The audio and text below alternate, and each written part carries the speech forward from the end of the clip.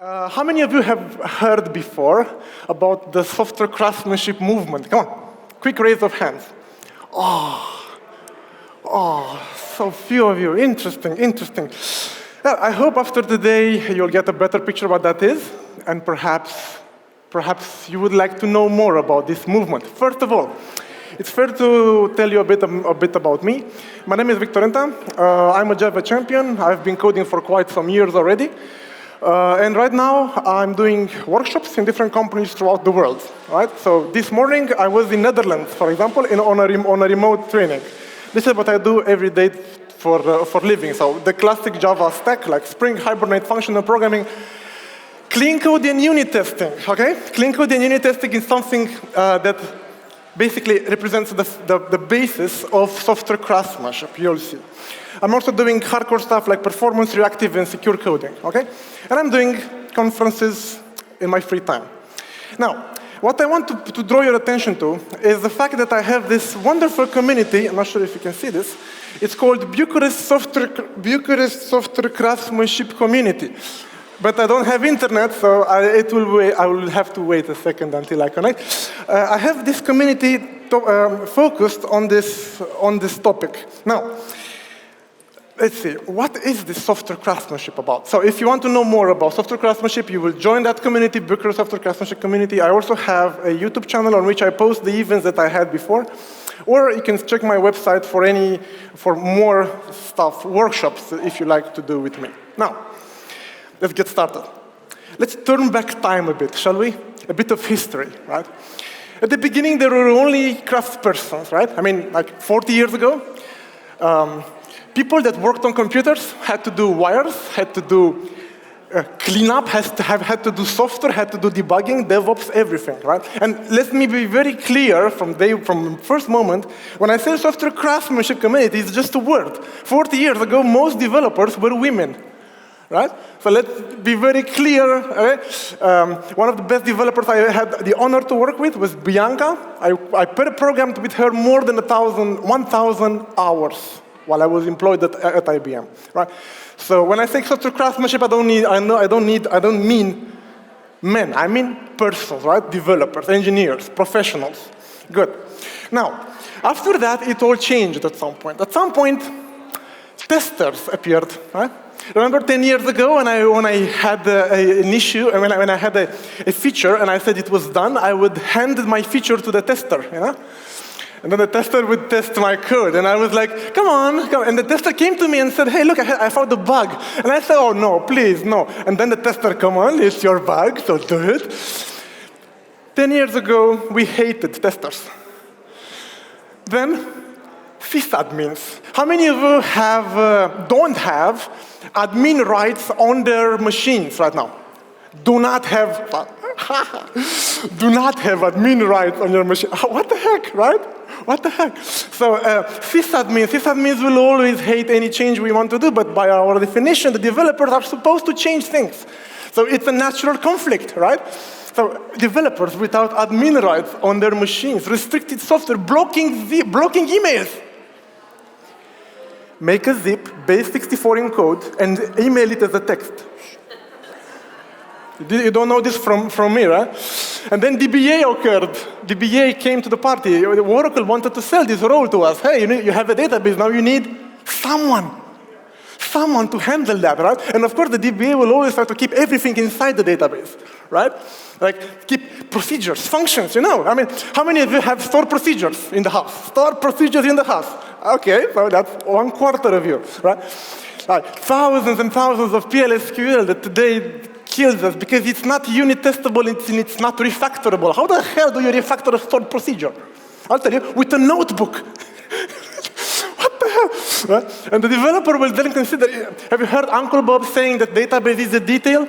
That you should not care about the database until later in the development? Database is a detail, right? If you're using Hibernate or an ORM, you can say, create database, done, right? So basically, developers don't mind much about database. We should not mind much about database. Of course, there is another extreme. I heard last month a team saying, hey, we need transactions, but we are now on Mongo. What do we do? I mean, man, why did you went to a NoSQL if you need ACID transactions? I mean, because NoSQL is cool. Speechless, you know? Okay. And then even the developers themselves started fragmented. Besides those other roles that are in conflict with us every day, even developers had their own islands, their own sub-communities. For example, proprietary languages. Or, hey, I'm a JavaScript developer, you're a Java developer. I'm a static versus dynamic language. Or anyone here working in a game studio, like Electronic Arts or something like that? Game studio. Yeah, there are different practices. I've had trainings in gaming, 3 companies in Romania, gaming companies. There are different practices, different mindsets, right? Node.js people coming to the party, reinventing everything from scratch, stuff that used to work for a decade, right? Oh, and then the front end. Of course. Like, everything is fine in front end, but let's see back end, right? Well, this is what front end will tell you about the back end developer, right? And then if you ask a back end, both are wrong, both mean conflict, both mean like not, it's not productive, right? The truth is there are both 2 sides of the same problem. How many of you here are full stack? Full stack. Too few. The best teams I worked with, they were composed of full stack developers. Why? Better bonding in the team. You will see in the slides. Why am I telling you? And then mobile, of course. And then what? If you are a business today, you have to have 3 things: a web, a mobile for Android, a mobile for Mac. So there you go, 3 times more bugs. Yeehaw! Yeah. What the heck is this, right? It's a waste of time and money. Oh, and then the paradigms. Were you taught object-oriented programming by a guy like this? Like a dinosaur, right?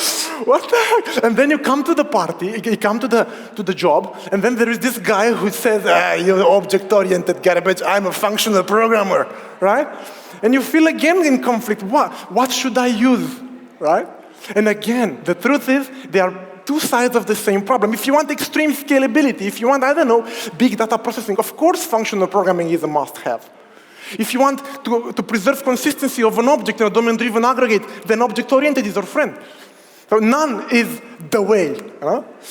Say mutable state 1 more time, right? And then you die.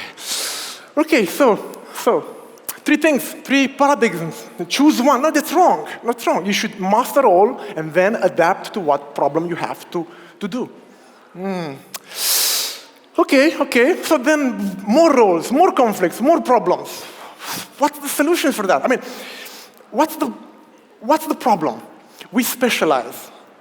Now, I must confess, it's not natural for this to happen due to the complexity of the things, of the frameworks that we work on. It's natural to specialize, but this specialization, this super specialization, and not like someone comes to me and says, hey, I want round corners for this button, and I say, don't talk to me, I'm a backend developer. Right? Or I have to add a field. Oh, then we have to talk to two developers, one for the backend and one for the front end. How nice, right? This leads to slow teams and large slow project, large teams. Do you know what low track factor means? How many developers should die until your project is in deep shit? Huh? The critical guy that if he leaves to another company, you have to recover for 6 months. Huh? And also this, of course, because if you only know JavaScript, then if you have to do some transactions, you reinvent the wheel over and over again. So what's the solution? First and foremost, we as a team own the project, own the code base. I heard this many times. But Victor, you tell me to refactor code everywhere, but then if I change that class, do you know who's the author of that class? It's John. Oh, not John. What would John say about me? Right? So that kind of strict ownership on your code base, it's just stupid. Right? Collective code ownership. So what does that mean? It means you learn everything that has to do with your project, and then you can help wherever there is a fire, wherever there is a problem. Right? And then you control. In other words, when someone comes to me saying, hey, I want a new field, I won't tell him, yeah, talk to the Angular guy because I'm a Java developer. No, I will say, okay, I'll do it. So, I mean, I'm not the front-end guy. I can't lay out the architecture of an Angular or a React application from scratch. I cannot do that, right? But once the architecture is laid out, while the code is settled, I am able to add a new field for Christ's sake, even a new screen. Amazing, right? Because I know just enough to get to survive in those areas, right? What I did after 14 years of Java, 6 months, I did not write Java. I said, stop, I will only do Angular. The pain. Why did I do that? Because I felt, I was leading a project, and I felt that half of the problem, I wasn't really getting the point. So 6 months, I said, you can imagine the disaster in the back end. Where is Victor? Victor doesn't talk to you today. Victor just sketches on the drop, on the flip chart. Victor is Angular today, right? My God. So I'm talking about full stack. Too few of you were full stack developers. It means knowing more. You can't become an expert. You can't and I see on LinkedIn, full stack expert. I won't even call the guy. You know what that guy knows? JavaScript, period. It's a long story. There is no such thing like a full stack expert. Just look, this is a rare video of what happens when you run npm install. npm install. npm install. Yeah! You can't possibly know all those geeks, right? I will never pretend I'm an expert in full stack. No, but I know to survive. And here it is. This is the point. Ever heard of T-shaped developers? T-shaped developers. T-shaped developers mean that you know your stuff. You know your core set of skills. You know how to do basically any problem I will give you, you know how to solve it in one language or in one ecosystem. But then you know a bit from others, right? You know a bit of others. Now, you know a bit of web, a bit of infra, a bit of Python, a bit of DevOps, a bit of SQL. You know a bit of everything. But we do not start here. No. We all start there, trying to learn the first language, the first framework, trying to get the freaking page working first. But then, we start with I, but then we need to think about the team. T from team? Team. The team matters more, and when you realize that, you should start sniffing around in other areas of the project that doesn't directly belong to your area of expertise. Why? To become full stack. Now, I guess you all know by now that if you don't learn in our profession, you don't survive. You have to learn continuously. Welcome to programming, okay? So technologies will change, okay? So you have to keep learning. If someone never learned a new language for the past 4 years, if someone never learned a new paradigm, a new methodology for the past, it means his ability to learn new things has dramatically decreased. So you have to continuously learn stuff, right? Last year, I learned Kotlin. 2 years ago, I tried to learn Clojure. I failed, but I will try again, right? Angular several years before. So you have to learn a bit continuously, right? And also the teams will be better bounded because, you know, what happens if you have a backend and then if you have frontend, they will be like two camps. It's wrong. If I want to add, for example, a field in the screen, I will do the change in the backend, do the change in the frontend. But if the problem is tricky, of course I will call for help from the front-end expert, from the front-end guy that is really, really, really very knowledgeable about that thing. So this naturally makes teams better, right? Okay.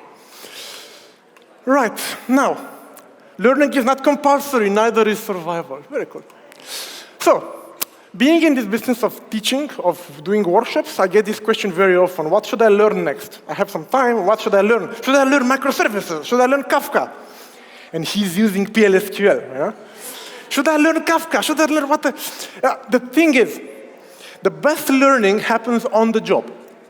So do not read stuff that you think is cool. I mean, read, but don't spend your whole energy learning something that you will not use for the next 6 months.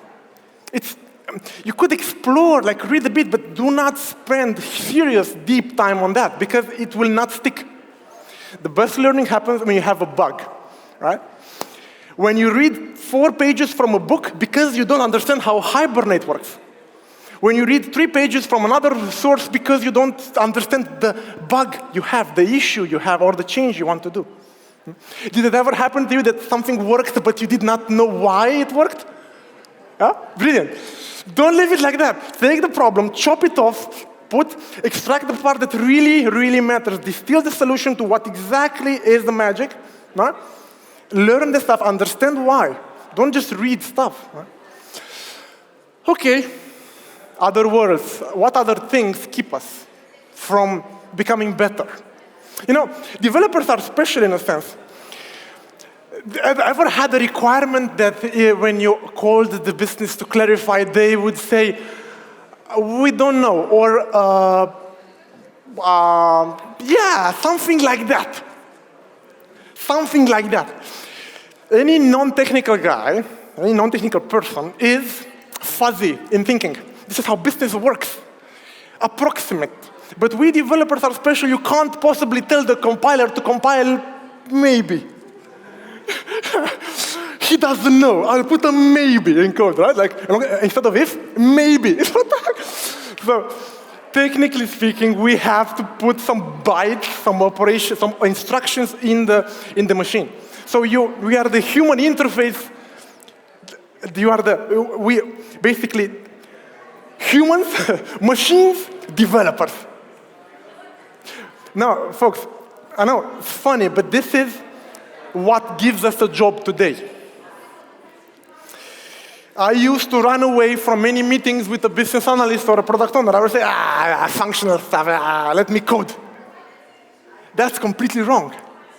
What gives us a job today is the ability to take from the mind of the business guy the requirements, understand, clarify, and then implement. This transition is what gives us a job. In 1990s, there was an initiative to create software that writes software. It failed. Why? Because no software can understand what the freaking hell is happening in the mind of a business, right? He doesn't know. How could the software know? So this is our most important role. I'm not sure if you realize. I didn't realize that for the first 10 years of my profession. I thought my goal was to write the most exquisite code I can. No, that's not the goal. The goal is to extract the requirements. That's what will always be our goal. Right? I mean, the client, the business analyst, the developer, okay. Let me see if I can scroll a bit. What happens afterwards? This guy drew a chicken, and the developer implemented what? Let's see in the code. Come on. In the code. It's a nice game to play with your children, this one. And then in the code, it resulted a excellent. This is what code. Excellent, brilliant. Yeah. Right? Why did it happen? Because there's this chain of people that not all of you have this problem. Mostly corporations. Corporations that have a business analyst, a product owner, a client, and a user. Like 4 layers, right? And then you want to know what to do and to get an answer. 4 people, right? Four guys in between. Very hard to actually be able to negotiate stuff, to have a dialogue with the business.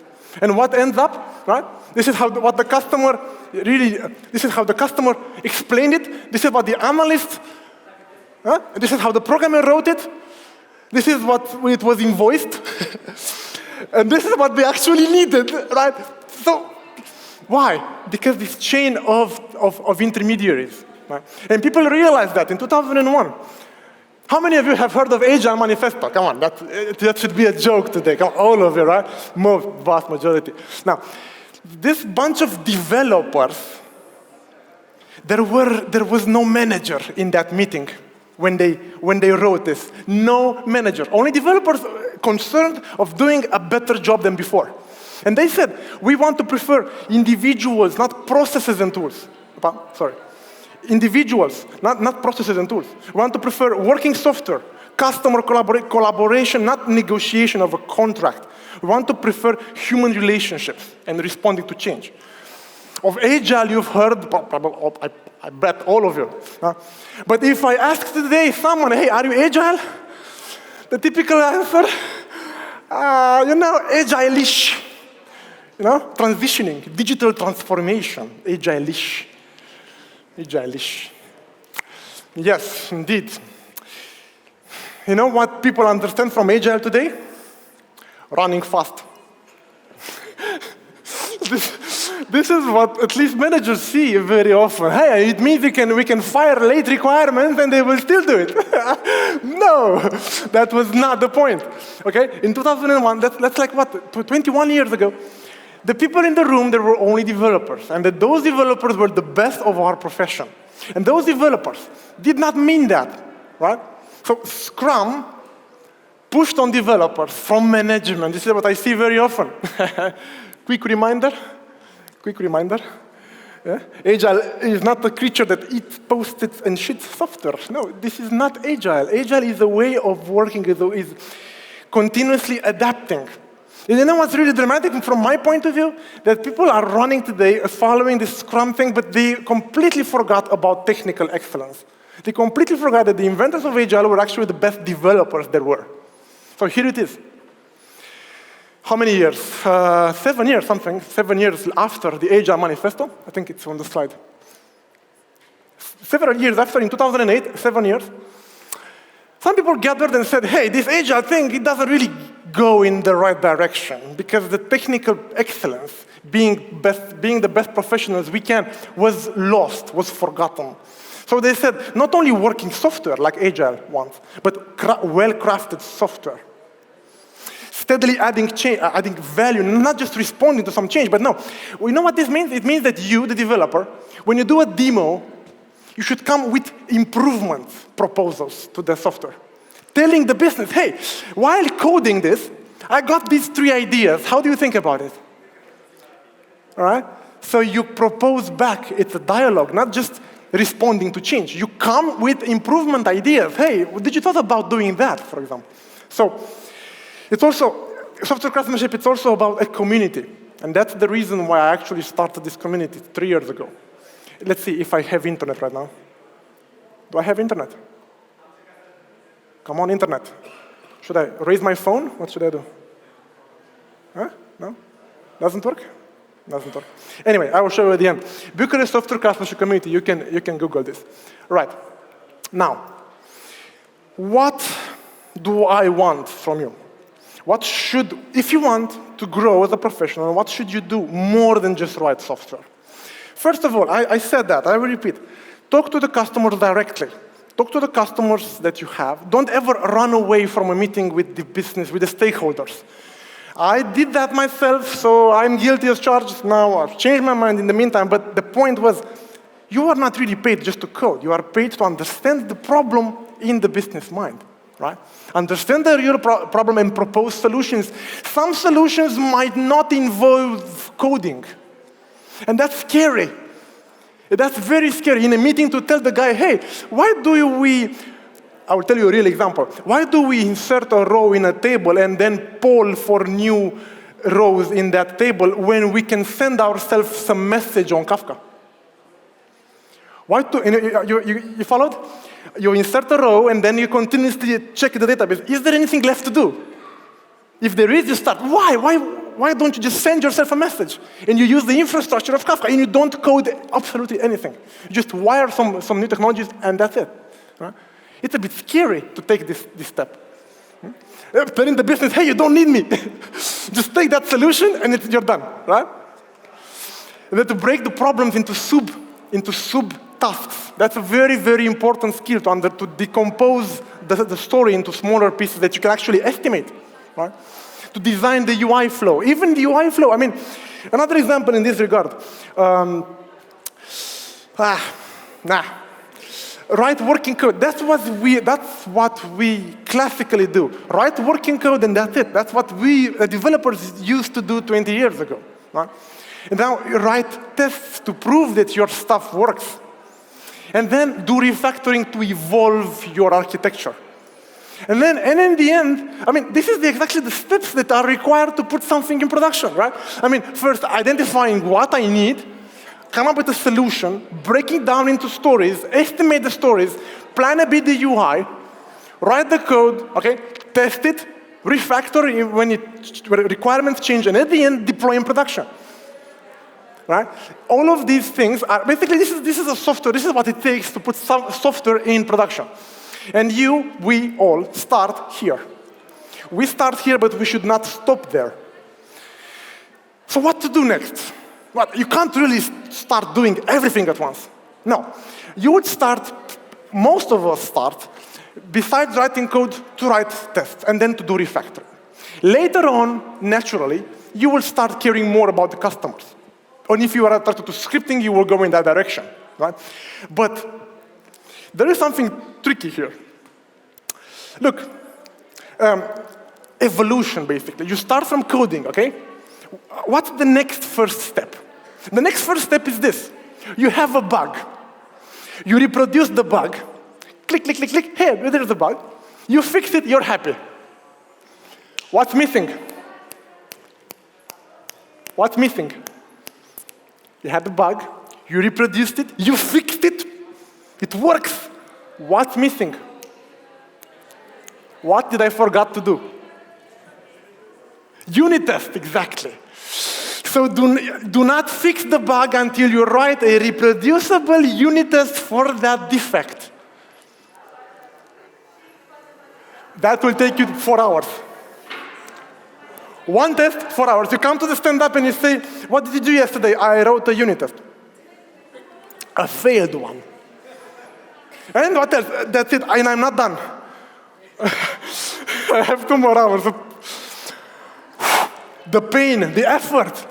Write a test for a defect. Why? If it's hard now, if it's a defect now, it will resurrect tomorrow. Write a test for every bug you fix before fixing the bug. You know what will happen? It's fascinating. In a completely untested code base, when you have the first bug here, and you surround it with some unit test, you have the second bug here, red. You surround it with a unit test. And so on and so on. What will happen naturally? All the bugs, all the creepy parts, all the parts that had bugs will slowly be covered with tests. And you know, it was scientifically proven that bugs cluster together. That is a high chance that the next bug occurs right next to the other. With 80%, basically, the Pareto ratio, 20% code contains 80% bugs. That's a study somewhere. The point is, the moment you fix a bug here, there is a high probability that there will be a new bug next to that. Why? Because the guy that wrote that part of the code was drunk, tired. He was rushing. The code was very creepy. The business said, I don't know, maybe, right? Those parts of the code are containing bugs for a reason. If you put tests around those bugs, slowly you will cover more and more stuff, right? And what happens? There will be the so-called islands of safety. There will be that part of the code that you know that you've added tests. And those tests, why do I insist that much? Because those tests hurt. Writing a test is painful. When you know how to fix the bug in 10 minutes, writing a test for 4 hours, it seems counterintuitive, right? Oh, and one more thing. Every time, there's this quote, debugging sucks, testing rocks. If you Google this, there is a page from Google Testing. This is the title, debugging sucks, testing rocks. Right? And the tests that you have, they should run on Jenkins, of course. Right? Continuously firing against the code base. And here comes the question. You know, any one of you has tests that do not run on the pipeline automatically? Any one of you has tests that you have to run manually, locally? Oh, few. 2 hands. Cool. Bravo. Right? Why is this a problem? Have you ever heard of test containers? If you are in Java world, you know. If you're not, yes. If you're not, the idea is to start a database in a Docker on Jenkins. It's a whale on Jenkins. Good. I know a team that had to argue for 6 months to be able to put this on your pipeline. Meetings and emails, 6 months they had to discuss. It was a bank, of course.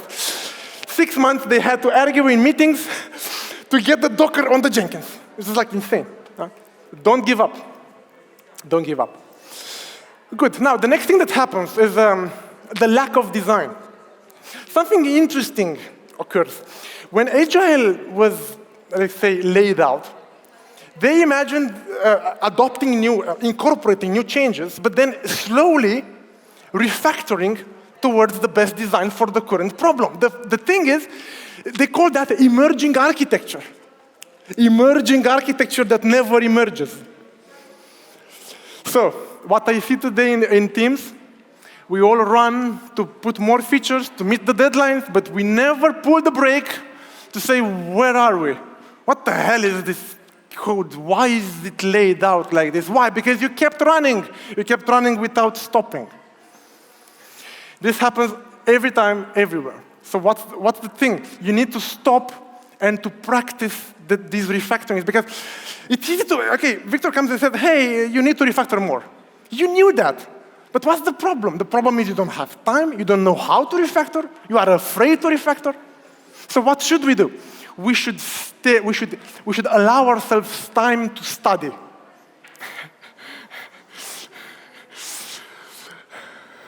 You can't learn anything here. You can't open the book to study a bug if there's someone on top of you saying, we need this by tomorrow, by yesterday. Right? You can't grow in this scenario. So you will face a problem. You will say, they don't give me time to learn. Who is they? The management, the environment, the company. All right? But you see, there's this book that I will really recommend you read. It's called The Software Craftsman, who says, okay, I understand. They don't give you time to learn, but tell me, who owns your career? Do you expect them to give you time to become better? Is it their task, their responsibility, or is it your task? Imagine you go to a dentist. That's really an approximate quote from the book. You go to a dentist, and the dentist asks you for money to study. Can you give me an extra $1,000 to go to that conference to understand something better? What would you say? It's your task, not mine, right? So to a professional doesn't ask for time to study. He studies when he can. And am I saying you should spend some personal time? No. Depends, of course. If you have children back home and 3 dogs and 3 daughters, you can't possibly. There is a thing, okay, this is life, but at the beginning of your life, instead of Netflix, you know what this is?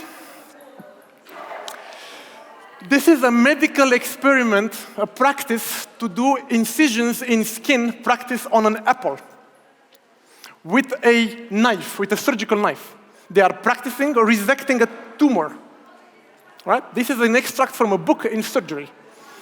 My wife is a medic, is an ophthalmologist. She was practicing on synthetic eyes, extracting cataract from the eye. Hundreds of hours. Why? Because it's her job. It's our job to become better. Right? What is this in programming? It's a coding kata. Ever heard of a coding kata before? Coding kata. You take some artificial problem and you solve it 10 times in 10 different ways in order to learn the skills, to understand how to refactor, what to do, right? And there are basically 3 types of exercises of refactoring, TDD, and testing legacy code that doesn't have any kind of test, but basically writing tests on existing code. You have to do these. You have to do these to grow your skills. Practicing on the job is too hard. We are emotionally attached to the code. We feel rushed. We feel endangered. We feel it's too hot to work in production to practice. So what you do? You take a problem and you solve it any way you can. Now, if you want, I would invite you to try out this Kata Trivia Java. I will share the slides on social media afterwards. I am on Twitter, Facebook, LinkedIn. I will share the slides. There will be the link inside. Trivia. It's a very, very good exercise focusing on object-oriented programming and on good software practices. I will give you the bad code. I will give you tests, right? And then go play. Refactor the best you can. That's the idea, right? Good. Okay, so coding katas. Try a new language. Learn a new language. Let's see, a question. Who in the room knows 2 languages like not JavaScript and Java, like Java C# or PHP Java, PHP C#, something like backend. Who of here knows two languages on the same side of the problem? Very good. Excellent.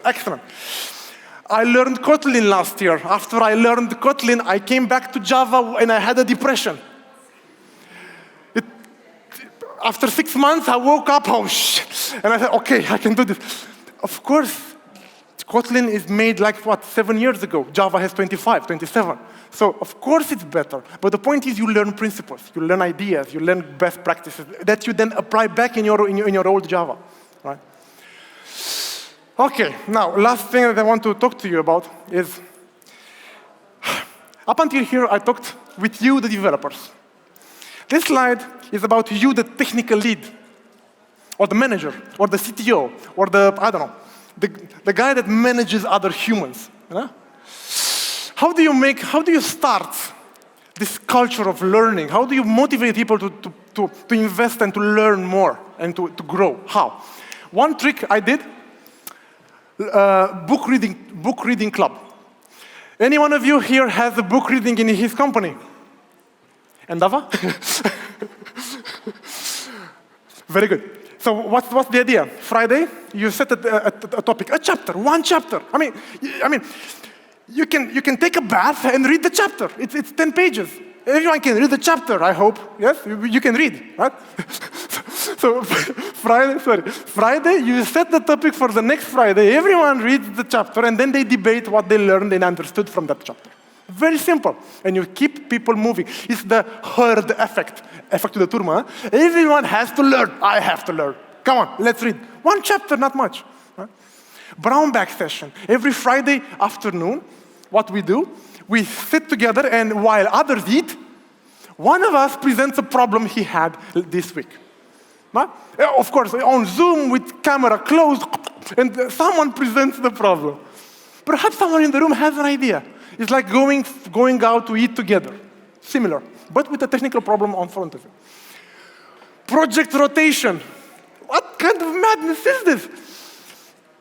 I personally sent my developers in my team for 2 weeks to another project on the company I was working. And you would ask, what happened with the planning? We had to cover for them. We had to work a bit extra. So I took one developer and said, do you want to see something new? Yes, Victor, go, that project. She went there. Of course, she wasn't very productive. But she came back and said, okay, I learned something new. Project rotations. Right? Some companies actually ask you, hey, it's been 6 months, not 9 months. Do you want to rotate? If not, make sure, you expose yourself to more technologies. What she actually said, he said, Victor, I don't want to go there anymore again, please. But the point was, she learned EGBs, she learned a lot of technologies she learned something new. Right? Project rotation is very cool. Hackathons. Example of hackathon. This month, the last Friday or the last Wednesday of each month, we dedicate 2 hours from our work time plus 2 hours of personal time to try to come up with what? Refactoring ideas for the existing code, new business ideas, depending on the case. Right? Just all together now, right? Group code reviews. A code review is usually something you do solo, right? You get the pull request, oh, damn it. You start to reverse engineer, what the hell was the author thinking when he wrote it? But how about doing it in a group code, in a group? Not all the code reviews deserve this honor, but if you found a code review which is really interesting, if you found a pull request which is really tricky to explain what's there, schedule a group code review. Let's stick together, let's stay all of us together to see what conclusions we take. You apply this technique if you have a code review that involves a lot of design, a lot of ideas, more high-level ideas, not just fixing a null pointer. No, something more subtle, right? Communities of practice, like the Angular community, which is cross-projects, right? If you don't know how to do something, you ask the community, hey, how do you do this routing, eventing, I don't know what, right? Good, and then motivate people to share and to teach others. I mean, if you are in the position to have a way to give incentive to someone. You could say, hey, here's a free day if you present what you learned during the past 6 months on your project. Simple. Join the community. Doesn't it work? Oh, damn it. And do pair programming. How many of you here are doing pair programming? I have tried at least once to stand another person in the code with them. Oh my God, you are brave. Two people looking at the same code, one coding, the other one being the mother-in-law, the sakra. The good news, in 15 minutes, they swap back the roles, and you get to be the mother-in-law. And very fun experience, very team bonding. Let's see. I am confident it will work. I really want to show this because it's really, for me, it's unbelievable. 4,400 people. It's the largest developer communities in Romania, top 5 in the world about software craftsmanship. And here it is, what's it about? Clean code, refactoring, unit testing. Okay? This is the point. Completely free. If you want to join, just come here and let's have a party, okay? Yesterday, one lead architect from Rabobank in Netherlands told us why bigger unit tests are better than fine-grained ones that annoy you when you try to refactor something. Do you have tests that mock 7 dependencies? Test, mock. These are mistakes. These are mistakes. And he explained why. It's all recorded also on my YouTube channel. Come, it's very, very cool. Always there is a huge bunch of people. So if you care about what we discuss here, the good news of this presentation is that there is a follow-up. You can join that community and you can have a debate. There are smarter people than me in that community. Much smarter than me. Come and see. All right, so craftsmanship. What does craftsmanship mean? It means having an ethic, having a, let's say, assuming the profession, saying, okay, I'm an engineer, I'm a software developer, I'm proud of my career, I want to be proud of my code, I do my best. What does that mean? Working code, unit tests, refactoring, practicing those, then looking more into business analysis and maybe deployment, not just sticking to your narrow thing. You should always have contact with something unknown. If you feel you know everything, you are in the wrong place or you have the wrong mindset. Always expose yourself to something new. Always try to learn. Otherwise, you will. When I left IBM, one developer that had 6 months experience took the lead of the team I was leading. 6 months experience. Team of 10 people. 6 months experience. Why? Because he was brilliant and he was always looking to learn. He was always looking to learn. 6 months, you can imagine that? 6 months.